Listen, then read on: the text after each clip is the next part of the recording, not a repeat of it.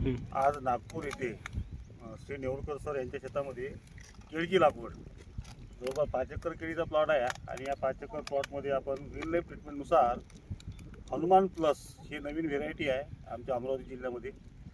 त्या व्हेरायटीच्या लागवड सुरू आहे. आपण बघता पूर्ण ताफा दिसतो तुम्हाला, मजूर वर्ग चालू आहे, आखणी केली. काय शेतकरी नवीन आहे, यांना बऱ्यापैकी म्हटलं बाकी शेतीचं नॉलेज आहे, पण हे केळी पीक आज नवीनच आहे यांच्यासाठी सुद्धा.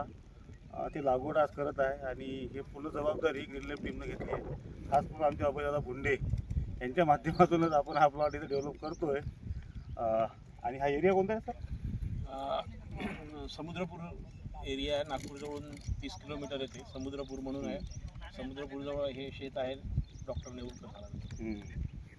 म्हणजे सांगायचं तात्पर्य एवढं आहे की आम्ही राहतो अमरावती जिल्हा, मी अचलपूरला राहतो, हे अमरावतीला राहतात आणि सोबत कॅमेरामॅन आहे आमचे विकी ठाकूर सर, जे सुद्धा अचलपूरमध्ये राहतात.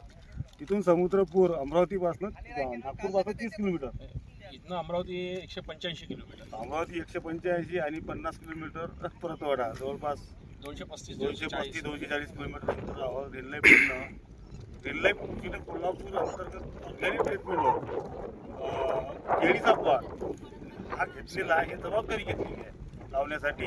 त्याविषयी थोडीशी माहिती तुम्हाला मिळाव आणि ग्रीन लाईफ टीम कशा पद्धतीने काम करते एका शेतकऱ्याचा हित दुपासून आम्ही आज सकाळी 4 वाजता घरून निघालो आहे, जवळपास 10:30ला इथं पोहोचलो आहे. इथं आल्यानंतर शेतकऱ्याला काही माहीतच नाही आहे काय लावायचं, कसं लावायचं.